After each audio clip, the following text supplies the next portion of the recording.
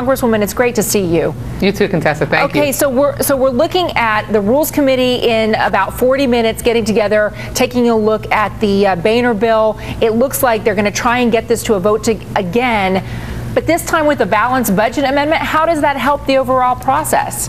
Well, I'm sort of feeling like this is Groundhog Day. The same thing all over again. We considered their cut, cap, and balance bill, which included a balanced budget amendment earlier in the week and last week, and there aren't the votes in the Senate for a balanced budget amendment. There aren't the votes to pile all the pain on the backs of our seniors and the middle class and working families, to cut the safety net out of Medicare and to increase costs for seniors in Medicare, which is what their proposal would do. And now to sweeten the pot for the extremists in their caucus, they're putting it back, that balanced budget amendment, which has no chance of passing, back in again. I mean, we're going in the wrong direction here. When you are hurtling towards chaos and default, you pull back and you sit down and you say, okay, where's the common ground? Like Senator Cardin said, both sides have a lot of the same proposals in their bills. We just need to sort through the differences so that we avoid default. There's a couple of things, you know, when you're looking at the reaction of the American people, and I'm sure you're hearing from your constituents, and again, you know, the email is going out to the staffer's offices saying, look, we're nearly at capacity in terms of response coming in. I know that you've probably heard the whole Twitter revolution, F you Washington.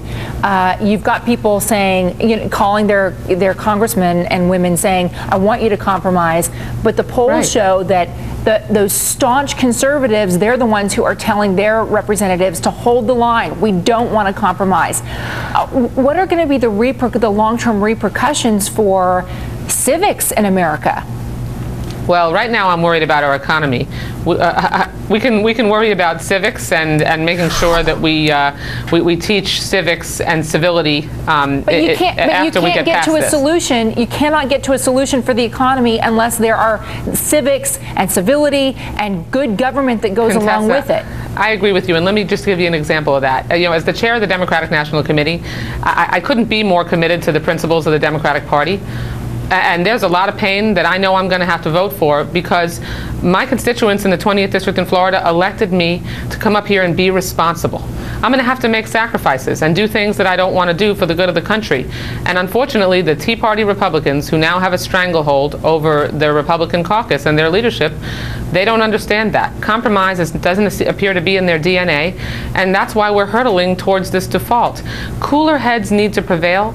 We all need to realize that it's not going to be 100% our way, and instead of putting language in legislation that has no chance of passing and then adding more that has even less of a chance of passing, we should come to the table and compromise. Well, but the Democrats have compromised already. I mean, it's a compromise just by putting this issue up front and center and in the spotlight. So how much further are Democrats willing to go in order to get the deal done and to save the hurtling train? Look, the president has said time and again that we need to make significant cuts, reduce our deficit, do that in a way that doesn't pile all the pain on the middle class and working families.